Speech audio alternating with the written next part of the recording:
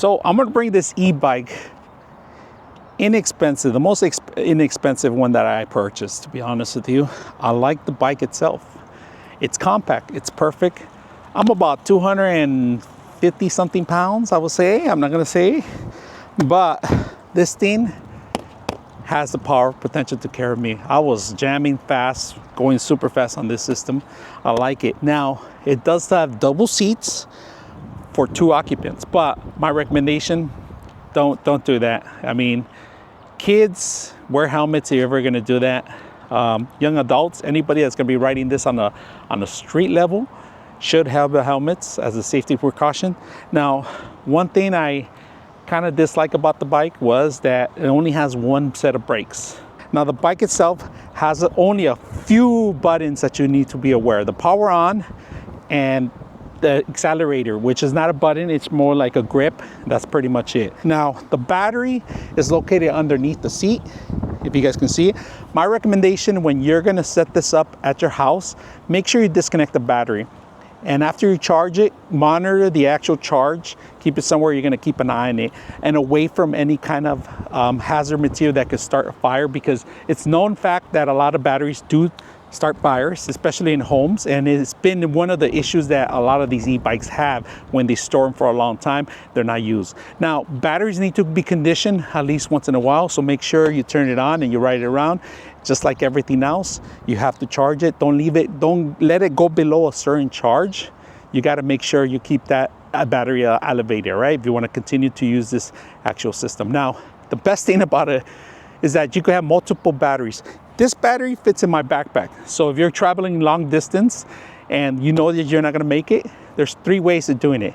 Changing out the battery or pedal your way to the location, because this is an actual bike. It's a certified bike that you could just pedal without anything going on. Now, I'm gonna lift it up for demonstration purposes. It's a back wheel only back wheel, so that's all it's going to elevate, right? It's pretty much for any sizes. I'm about 6 feet tall. Now, one thing that I recommend you is make sure you adjust that your knees are not going to hit any of the handlebars or anything. The level of adjustment on the actual seat is very simple, very clever. Just 1 clip, turn it around, spin it up, pick it up, lock in place. You're going to fold this whole thing comes apart and assembles into something smaller. So if you're going to ride a bus, or maybe store it somewhere that you don't have a lot of space, this is a perfect. Now, the wheels are a little small. They're not off-road wheels. They're made for flat surfaces, all right? Just be aware. The great thing that I like, they also included a pump on here.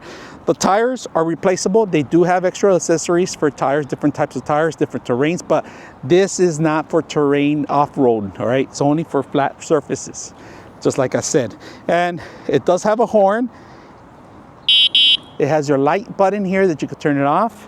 The horn is really loud. It does have a lot of little features that I like. It does have that extra shock in the center, so when you're jumping, those little bumps here and there, those areas that that are gonna think they're gonna stop you, this thing goes over pretty quick. So after riding it for a couple of days, enjoying it, assembly was very simple out of the box. A couple of joints here and there that you have to assemble.